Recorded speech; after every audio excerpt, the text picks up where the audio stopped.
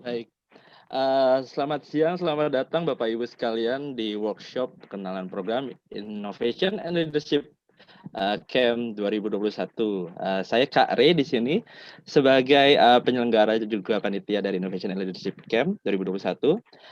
Kita akan mulai sesi workshopnya kali ini yang akan dimulai oleh Kak Yudi Lesmana selaku Presiden dari Indonesia Memory Sports Council. Kepada Kak Yudi Lesmana, Kak Rey persilahkan. Baik, terima kasih Kak Rey dan selamat datang Bapak dan Ibu yang hadir di sesi perkenalan kali ini. Saya ucapkan sekali lagi terima kasih sudah meluangkan waktu. Kita akan mengalami sesi perkenalan kurang lebih dalam waktu 45 menit ke depan. Di sini selain dari saya sendiri dari Indonesia Memory Sport Council dan Indonesia Intellectual Academy, kita juga akan mendengar presentasi dari tim Studio Code yang akan menyampaikan tentang seputar sisi teknologi yang akan kita kombinasikan dalam program kali ini. Nah, Bapak dan Ibu, kenapa kita mengadakan Innovation and Leadership Camp 14? Pertama sekali, camp ini akan dilaksanakan sesuai dengan cover dari acara ini, yaitu 5 sampai 10 Juli 2021. Jadi kita sesi perkenalan pertama adalah hari ini, nanti ada sesi perkenalan berapa kali. Jadi kalau Bapak dan Ibu nanti ingin mengajak lagi juga yang lain, kalau tertarik itu bisa ikut sesi perkenalan berikutnya. Dan kita akan mulai 5-10 Juli dan hanya 40 orang yang akan mengikuti camp ini, karena kita campnya terbatas dan dilakukan secara digital. Oke, Bapak dan Ibu, pertama kali kenapa kita bikin ini? Karena ada top 10 skills yang dipredik tahun 2020 dan akan growing di tahun 2022. Apa itu? Yaitu kemampuan critical thinking dan creativity. Jadi kalau tahun 2020, nomor 1 complex problem solving menurut data dari World Economic Forum, yang nomor 2 critical thinking, nomor 3 creativity. Nah, lalu mereka juga itu sudah membahasnya tahun kapan, itu mereka bahas 2018. Nah, sekarang sudah ada outlook-nya 2022 itu kira-kira skill apa yang dibutuhkan, yaitu kemampuan berpikir dan juga berinovasi ya. Jadi kemampuan berpikir analitis dan juga melakukan inovasi. Critical thinking juga tetap diperlukan. Nah, oleh sebab itu kenapa kita perlu nih menggabungkan yang namanya sebuah kemampuan berinovasi yang digabungkan dengan era sekarang, itu era teknologi. Nah, di sisi teknologi kita lihat di slide berikutnya, di mana pada slide berikutnya ada ranking ya, namanya Digital Competitiveness Ranking. Jadi Digital Competitiveness Ranking ini kalau bisa kita lihat Indonesia itu berada di peringkat top 10 bottom, artinya ini salah satu yang terendah ya di antara 63 negara. Kita posisinya posisi 56. Ya, walaupun negara sebesar kita era digital, konsumennya banyak banget digital, tapi kita kan penikmat aja. Ya, penikmat aja bukan creator ya. Jadi inilah yang membuat kita itu jadi istilahnya sasaran empuk ya, hanya sebagai konsumen dari kemajuan teknologi, bukan jadi pemainnya. Nah, jadi oleh sebab itu kita ingin membuat camp yang merangsang anak-anak kita ini, remaja-remaja kita dari umur 11 sampai 18 tahun, nantinya di masa yang akan depan mereka bisa menjadi ngambil alih nih bagian teknologi di masa yang akan datang. Nah, lebih jauhnya lagi sekarang tuh Indonesia tuh karena kompetitif digital competitive rankingnya juga rendah, dia itu kurang lebih seperti ini. Mereka anak-anak Indonesia paling lah sebentar ya, saya termasuk biasa forklift itu 10-20 ton. Oke, selain daripada itu karena pasarnya besar dan juga belum banyak yang menguasai teknologi, sebenarnya kalau anak-anak kita dipersiapkan dari saat ini, bisa jadi dia yang jadi unggul nanti di masa depan. Nah, oleh sebab itulah kenapa ada Innovation and Leadership Camp. Jadi kita gabungin yang namanya kemampuan berinovasi dengan teknologi. Nah, justru camp ini dipersiapkan di saat anak-anak kita sedikit sekali nih yang bisa dalam arti menguasai teknologi, hanya segelintir, lalu kemudian di pekerja dini nanti di tahun saat mereka menjadi istilahnya menjadi pimpinan ataupun menjadi pemegang dari pemimpinan di Indonesia, mereka justru sudah menguasai teknologi dulu lebih unggul. Nah, kita lihat di slide berikutnya. Pada slide berikutnya kita bisa lihat kenapa apa sih Innovation and Leadership Camp ini? Jadi Innovation and Leadership Camp ini kalau saya jelaskan kepada Bapak dan Ibu, Ayah dan Bunda sekalian, kita ada 3 hal. Innovation and Leadership Camp itu adalah camp yang melatih kemampuan berpikir kritis dan kreatif. Berpikir kritis ini nggak sekedar ayo kita berpikir kritis gitu, tapi nggak tahu caranya. Jadi kita mengajarkan kemampuan satu berpikirnya struktural dulu, kedua kemampuan berpikirnya setelah struktural diganti ke analitis, baru berpikir evaluatif, baru masuk ke kreatifnya. Lalu camp ini juga adalah camp yang melatih kemampuan leadership. Kenapa leadership? Jadi begitu masuk dari camp ini, anak-anak dari ayah dan bunda ini langsung dibagi ke dalam 4 kelompok. Nah, nanti kita bagi kelompoknya secara virtual, karena camp ini lagi-lagi diadakan secara digital. Kita belum memungkinkan untuk menjadikan ini camp offline, karena Juli sepertinya tidak terkejar untuk vaksin seluruhnya. Dan kita rasa lebih aman menggunakan camp secara digital virtual. Kenapa? Karena ini juga berkaitan dengan teknologi, dan sehingga pembelajaran bisa tetap efektif.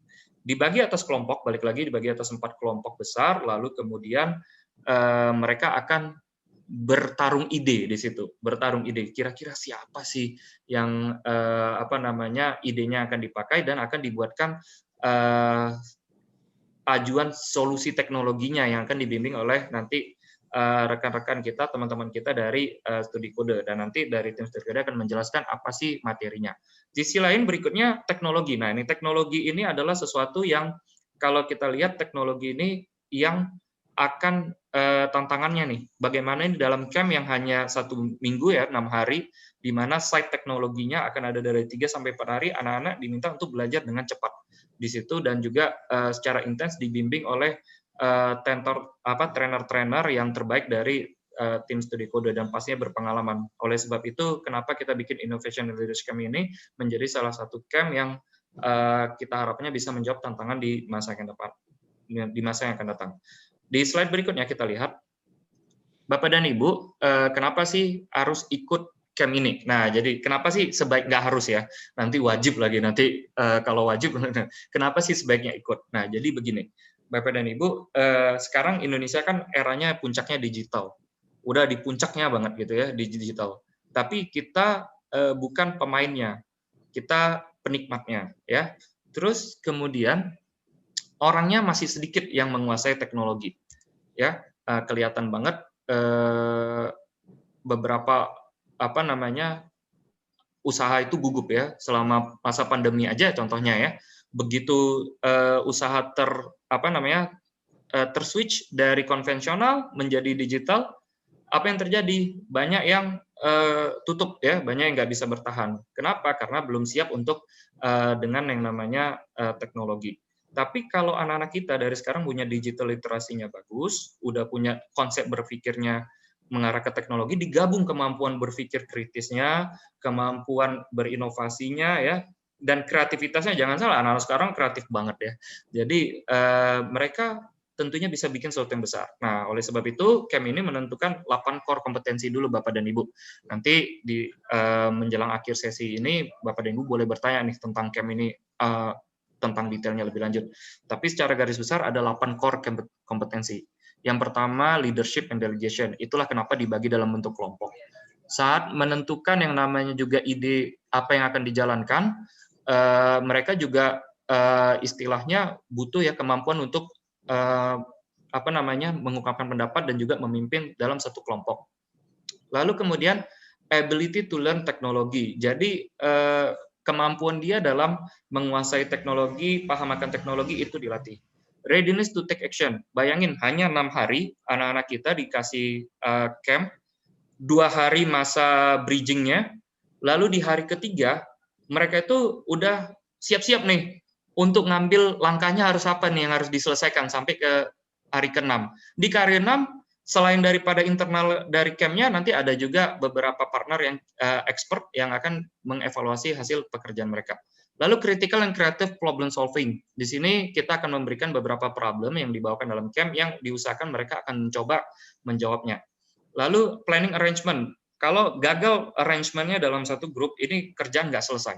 Jadi Bapak dan Ibu, ini simpelnya camp-nya 6 hari, tidak ada yang jadi sama sekali, berarti ada yang gagal dari planning arrangement. Tapi di sini kakak-kakak dari Studi Kode, kakak-kakak dari Indonesia Intellectual Academy, kakak-kakak dari IMSC akan saling membantu ini. Bagaimana kalian supaya nih adik-adik kita ini kalau bikin planning, bikin arrangement ini bisa terukur dalam 6 hari, dalam berapa hari yang tersisa. Lalu attention to detail, mana yang salah.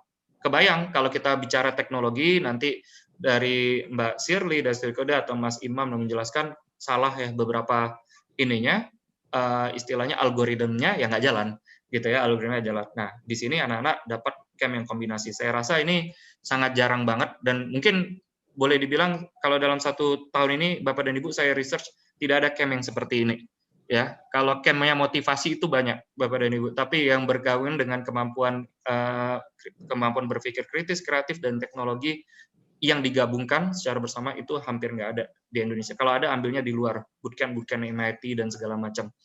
Next, di slide berikutnya, kalau kita lihat benefitnya. Jadi ini ada 1, 2, 3, 4, 5, 6, 7. Nah, ada 7 benefit dari leadership, yang saya bilang, terus kemudian berpikir struktural, analisis tajam, solusi kreatif, ya, fundamental computer science, user flow. Nah, kebayang nih, nggak mungkin user flow-nya berantakan, ini jadi sebuah produk yang bagus. Lalu kemampuan presentasi.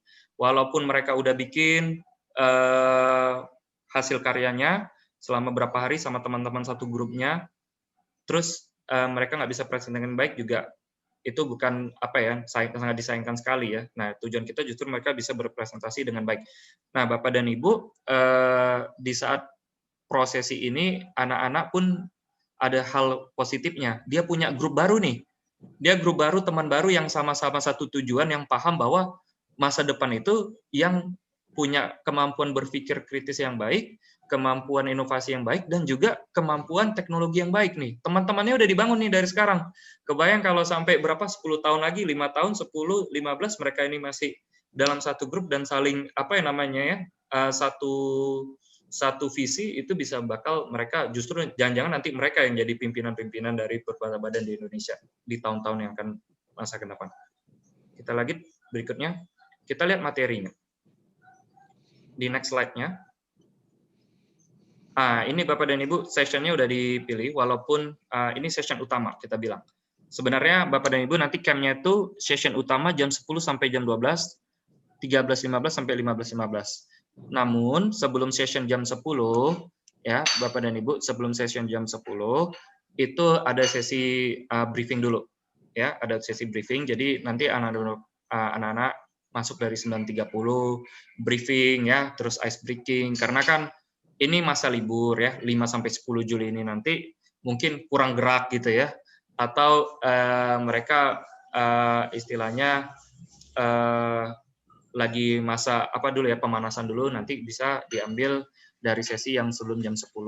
Kemudian setelah itu, setelah 15 ada break ya, setelah 10 sampai jam 12 ada break makan siang, terus istirahat, sholat bagi yang muslim, lalu masuk lagi 13.15. 13.15 nanti mereka akan belajar lagi, 15.15 mereka akan ada interaktif game. Jadi Bapak dan Ibu, saya mungkin di sini nggak semuanya ada anak-anaknya, sebenarnya kalau ada ayah putra dan putrinya nanti kita akan coba bermain gamenya, tapi nggak masalah, nanti Bapak dan Ibu akan coba lihat bagaimana sih session interaktif game kita yang akan kita mainkan. Jadi Bapak dan Ibu pun boleh mencoba interaktif ya di sini nanti menjelang sehabis sesi penjelasan materi ini. Karena dengan Bapak dan Ibu tahu juga bagaimana pola yang akan kita mainkan, artinya ini bakal efektif juga. Nah, Bapak dan Ibu, satunya lagi kalau nanti sesi camp anaknya semuanya on camera. Nah, nanti juga sesinya on kamera semua supaya kita bisa melihat kegiatan anak-anaknya. Baik, kita akan coba lihat satu persatu dari materi ini apa yang dipelajarin. Jadi critical and creative thinking, dia belajar dulu bagaimana understand, memahami kenapa sebuah objek itu punya prinsipnya, kita bilang use compass, ada kegunaannya ya, sampai bagaimana kenapa sih bentuknya begitu dibahas, kenapa sih parts-nya itu. Kalau digital banyaknya parts ya, mungkin banyaknya parts. Kalau benda fisik mungkin ada size ya, ada shape. Kalau teknologi ada size-nya, tapi bentuknya bukan besar, tapi ada megabyte atau gigabyte ya. Jadi mereka akan belajar dulu dari konsep utamanya dulu, baru mempertanyakan kenapa sih harus ada itu, ya ada kenapa sih bentuknya harus begini, kenapa sih harus besarannya segini, sama kayak teknologi, kenapa sih servernya harus beli yang besar, nah ini harusnya sebesar ini. Terus bagaimana dia mencari similarity dan difference, pasti solusi yang mereka bikin dari teknologi ini udah ada yang sama, pasti sebelumnya udah ada yang bikin. Tapi gimana sih kita bikin difference dari solusi yang udah mereka tawarkan. Nah, berikutnya kita akan belajar di next slide-nya, decision making. Udah ketemu nih problem solving-nya, solusinya A, B, C, D, semua ngasih pendapat. Ada 40 anak dibagi 4 grup 10. 10 ngasih pendapat masing-masing. Taruhlah ada 2 yang nggak mau kasih pendapat, malu-malu. 8. Oke, taruhlah kurang lagi yang ngasih pendapat 5. 5 ya Bapak dan Ibu untuk memilih pendapatnya pasti perlu proses. Bagaimana sih mereka bikin decision making? Mana yang dijalankan? Bagaimana kriterianya? Ya, mana yang opsi terbaiknya? Itu yang menjadi dipelajarin di sini. Kita akan ajari dulu decision making-nya sampai sebelum masuk ke sesi teknologinya. Next slide-nya.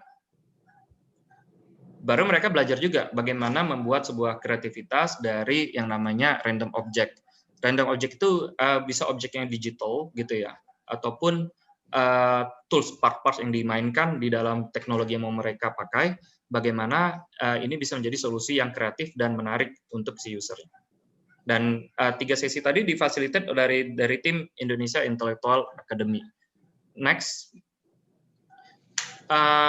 Setelah itu mereka kan pasti menerima bimbingan ya dari tim Studio Code. Dikasih tahu nih, bikinnya begini, pakai alat ini, toolsnya ini, ketik sini, ketik sana, ketik sini. Lalu mereka pasti ada bingung. Lalu kemudian muncullah ide-ide baru. Bagaimana sih mereka memberikan pertanyaan yang lebih baik, yang bisa menjawab solusinya. Jadi bagaimana mereka mengembangkan basic questions, terus proaktif. Yang paling penting proaktif. Bapak dan Ibu kalau sekarang sudah aktif di dunia kerja profesional ataupun keseharian, pasti yang aktif itu kan ibaratnya ilmu yang kita pelajarin dari dulu ya, SMP, SMA itu kan nggak semuanya diingat ya, Bapak dan Ibu. Kuliah pun nggak semuanya diingat. Tapi begitu kita nggak tahu, yang membedakan kita dengan yang lain adalah kita bisa proaktif kan nanya. Kita nanya, lalu dijelaskan, lalu kita pahamin, lalu kita kerjakan lebih baik. Nah, next-nya, kita masuk ke program yang akan secara teknologi akan dipegang oleh tim, akan difasilitasi oleh tim Studi Code. Untuk itu, saya mengundang nih teman kita memperkenalkan founder dari Studi Code, Mbak Sheryl Rompis yang udah ada di sini. Lalu kemudian ada co-founder kita, Mas Imam Kautsar, yang akan menjelaskan dari sisi materi teknologi yang akan dihadapi anak-anak. Silakan Mbak Sheryl dan Mas Imam. Ya, terima kasih Mas Yudi. Ya, selamat pagi, siang, menjelang siang, Bapak Ibu sekalian. Terima kasih sudah menyempatkan waktunya. Perkenalkan dulu kali ya Mas Yudi ya. Saya Sheryl Rompis, founder dari Studio Code. Studio Code adalah platform digital yang mengajarkan segala teknologi edukasi teknologi kepada anak-anak. Yang kita memberikan manfaat kepada anak-anak adalah bagaimana anak-anak menggunakan teknologi dengan waktu yang produktif dan menghasilkan sesuatu yang produktif juga, karena kita semua paham bahwa anak-anak kita sudah lahir di dunia digital. Sangat berbeda dengan kita yang dulu lahir TV-nya masih kotak, lama-lama mengurus gitu ya. Sedangkan anak-anak zaman sekarang mereka lahir sudah atau tumbuh dewasa sudah dengan layar yang tipis, penuh dengan warna, penuh dengan digunakan dalam keseharian hidupnya. Sehingga kita dari Studio Code ingin sekali anak-anak itu tidak hanya menjadi konsumtif saja, seperti Mas Yudi tadi mention di awal. Tidak hanya ingin anak-anak itu menggunakan aplikasi dari Google, tapi kita ingin mengajarkan fundamentalnya. Anak-anak itu mesti paham bagaimana aplikasi dari Google tersebut dibuat dan digunakan, dan bermanfaat untuk orang lain gitu. Tentunya aplikasi yang dibuat dan dipergunakan oleh banyak orang lain itu adalah memiliki manfaat yang bisa kita lihat. Contohnya zaman dulu kalau anak-anak kita mau belajar sangat sulit sekali, kita mesti cari buku kemana-mana. Sekarang anak-anak just Google it. Itu jadi ada fundamental di balik itu yang kita ingin tanamkan dari anak-anak sejak dini, sehingga ketika mereka tumbuh dewasa, their mindset sudah menyambung tadi ya Mas Yudi ya, sudah menyambung dengan berpikir secara kritikal, mengidentify problems, dan mereka bisa mengenerate solution.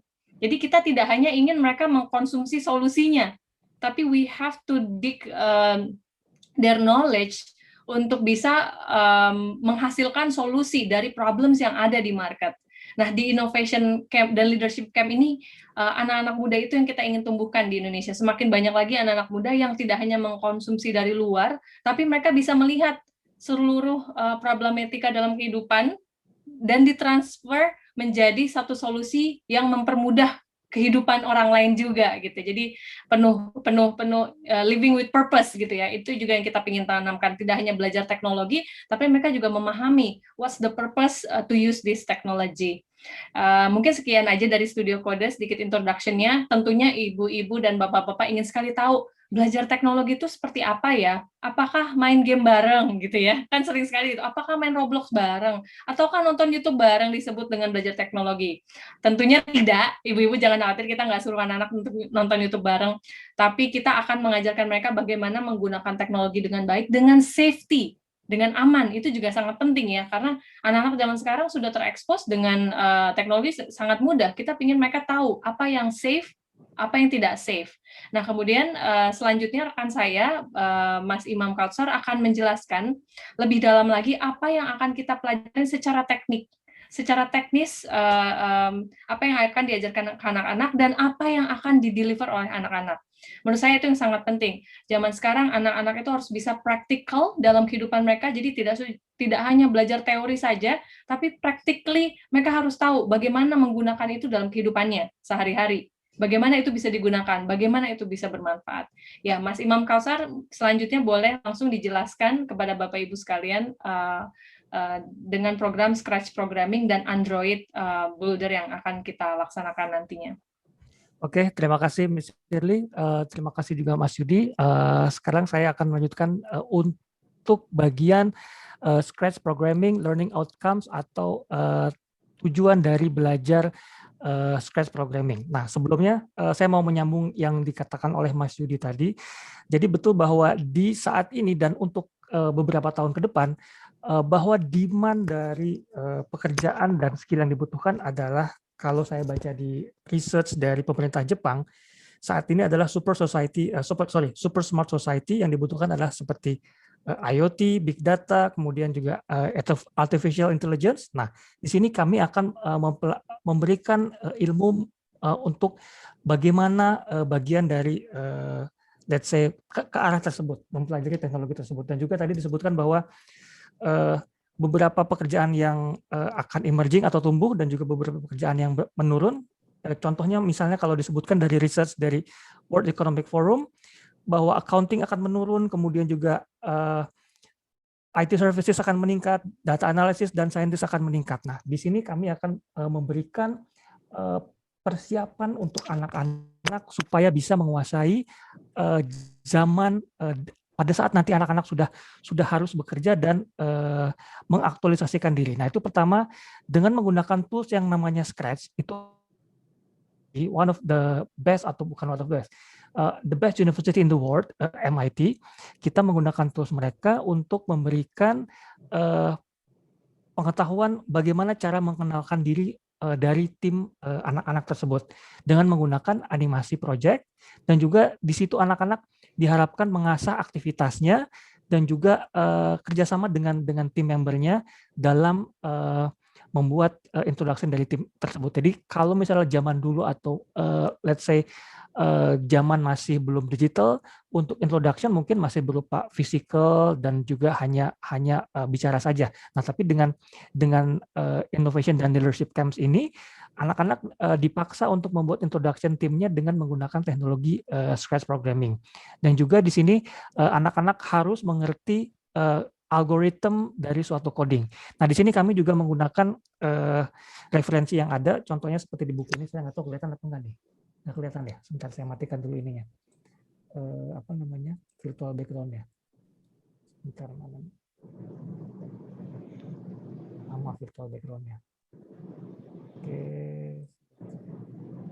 Nah, dari buku ini ya, nanti kami akan menggunakan referensi seperti ini, bahwa anak-anak akan belajar menggunakan logaritma sesuai dengan kapasitas teens atau anak-anak juga. Jadi kami tidak memaksakan sesuai dengan kapasitasnya masing-masing. Oke, selanjutnya boleh next slide please. Oke, thank you. Nah, selanjutnya adalah juga masih di Scratch Programming. Topik yang akan kami berikan pertama Introduction to Computer Science. Tentunya balik lagi di sini adalah disesuaikan dengan kapasitas students, baik itu teens ataupun children. Di sini kami akan memberikan teori-teori mengenai computer science. Ini tentunya juga menggunakan referensi yang valid dengan research dari berbagai sumber yang ada. Kemudian yang kedua, Scratch Programming, tentu di sini kami akan memberikan pengetahuan bagaimana cara menggunakan karakter atau sprite di dalam aplikasi Scratch tersebut, kemudian juga melakukan upload, kemudian menggunakan backdrop atau background yang ada di dalam aplikasi tersebut. Dan juga tentunya anak-anak didorong untuk mengaktualisasi dirinya untuk supaya bisa menuliskan atau membuat sesuai dengan keinginan dan ide masing-masing di dalam proyek tersebut. Jadi misalnya nih, kalau di lesson plan-nya tertulis misalnya anak-anak diminta untuk membuat misal apa nih ya, membuat gambar kucing misalnya. Di contohnya ada gambar kucing warnanya misalnya warna putih hitam. Nah, tapi kalau misalnya anak-anak mau bikin warna kucingnya putih orange boleh, atau misalnya bentuknya mau sedikit gendut boleh, atau sedikit panjang boleh. Jadi itu tergantung nanti keinginan anak-anak seperti apa. Dan kemudian yang keempat, finalization dan presentation. Jadi nanti setiap di akhir dari pembuatan proyek tersebut, peserta harus bisa menampilkan dan mempresentasikan hasil proyek tersebut. Jadi tidak hanya membuat dan tidak hanya bekerja di dalam tim, tapi yang lebih baik adalah bisa apa yang sudah dikerjakannya dan kenapa begini, kenapa begitu, apa alasannya, dan apa dia referensi seperti itu. Itu kurang lebih topik atau yang akan dipelajari oleh anak-anak tersebut. Oke, next slide. Nah, ini adalah contoh dari screen-nya, boleh tolong di-play.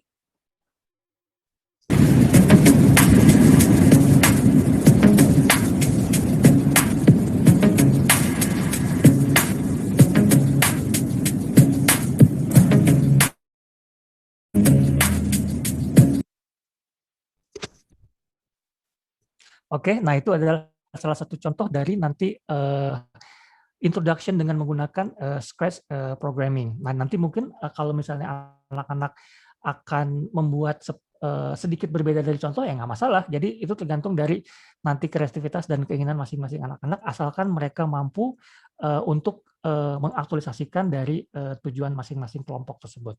Oke, next slide.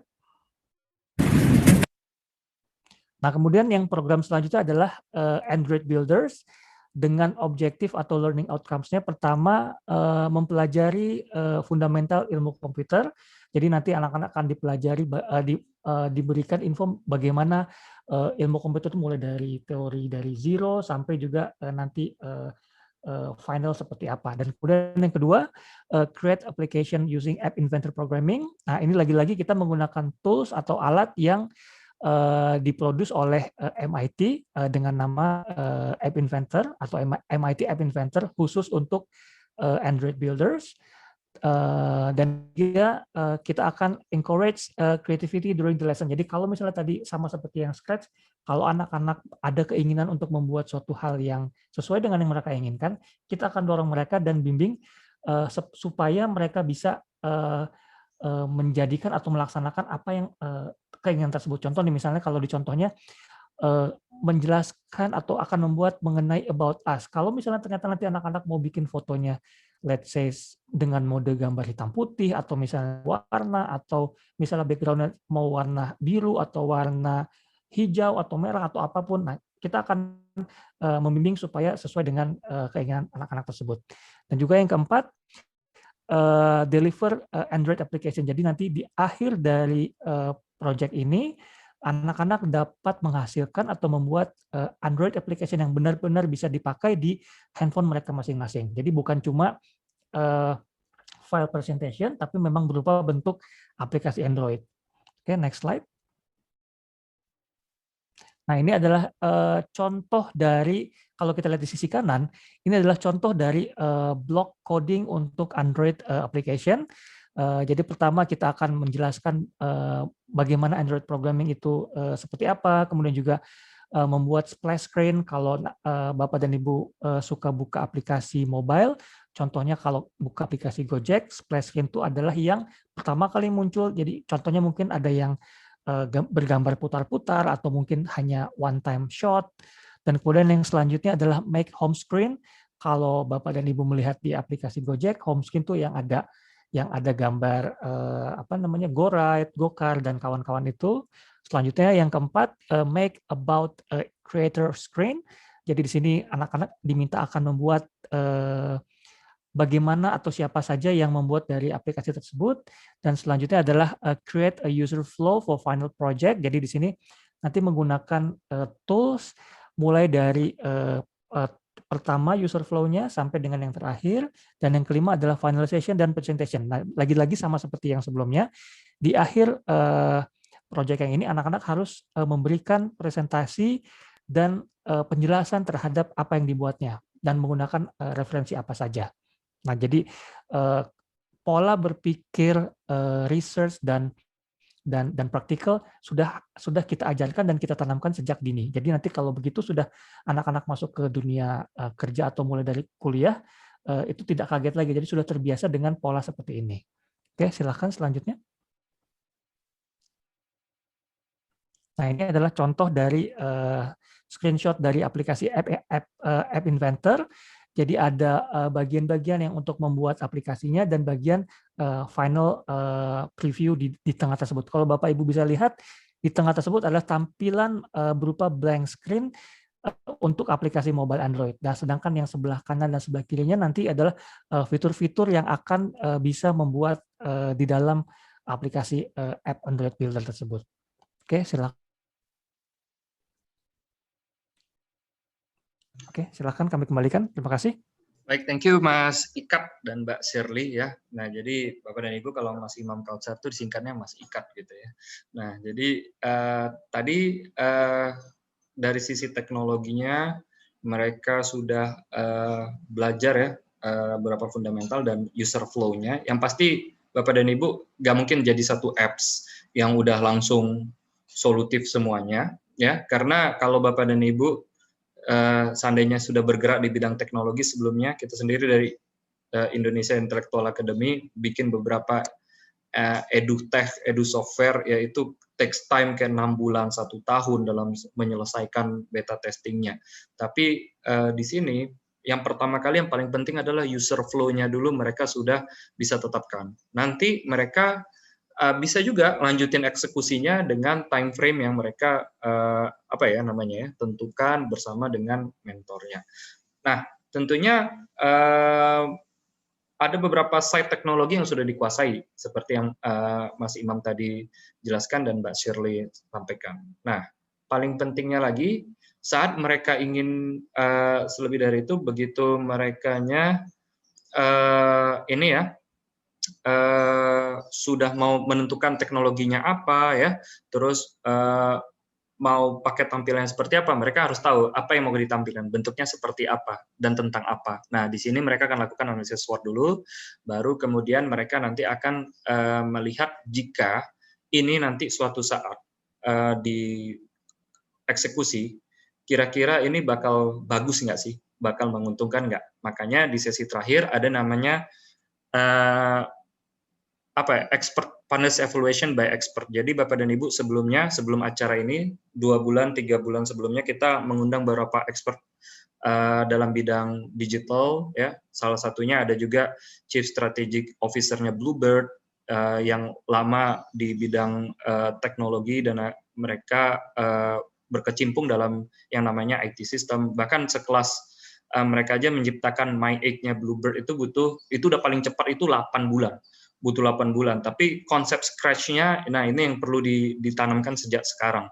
Lalu kemudian ada beberapa orang yang di bidang digital finance dan berbagai macam expert yang akan kita undang, akan mengomentari kerja tugasnya anak-anak kita nih nantinya. Jadi ini kalau dibilang betul-betul istilahnya premium banget yang didapati oleh anak-anaknya. Untuk di saat seperti ini, anak-anak mendapat pembelajaran dari inovasi ya, dan juga sampai ke bagaimana eksekusi teknologinya, minimum mereka sudah tahu dulu bagaimana apa yang harus dilakukan, flow-nya bagaimana. Nah, di next slide-nya, Bapak dan Ibu, sebenarnya saya ingin play interactive game, cuma kita buka dulu beberapa pertanyaan dulu ya, baru karena ini sudah menjelang jam 12. Bapak dan Ibu sambil menunggu interactive game, mungkin bisa juga nih kalau ada anak-anaknya Bapak dan Ibu yang lagi kosong nih ya di samping di rumah, boleh di-invite, ayo nak gabung di sini ya. Yuk kita lihat interactive games ya. Nah, jadi nanti akan dibawain Kak Ray. Ini gamesnya oke banget. Nah, terus kemudian kita bakal main bersama. Tapi kita mau buka sesi tanya jawab dulu. Ini ada pertanyaan dulu. Ini mungkin ke tim studi kode untuk ini dari Ibu Ira ya. Kalau nama Ibu Ira ada Dava Kaila, biasanya anaknya namanya Dava dan Kaila. Nah, jadi sebenarnya Mbak ini Ibu Ira ada menyampaikan maaf komentar apa untuk install software. Nah, boleh dijelaskan Mas Ikar atau Mbak Shirley.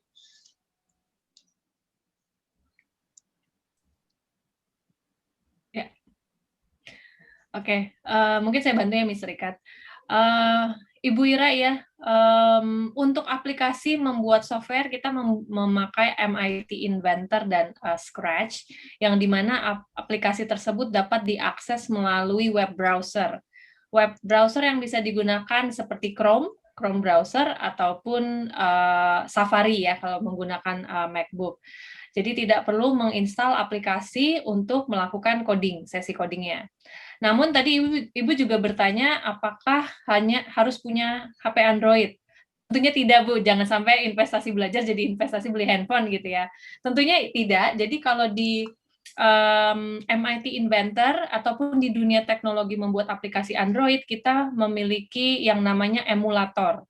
Emulator itu di mana kemampuan untuk menjalankan Android aplikasinya melalui laptop. Jadi bisa dijalankan Android aplikasinya melalui laptop dan bentuknya seperti Android handphone memang. Makanya kita bilangnya itu emulator.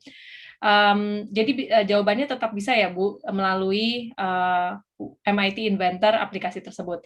Namun karena handphonenya anak Ibu masih iPhone, secara otomatis aplikasi tersebut tidak bisa digunakan di handphone.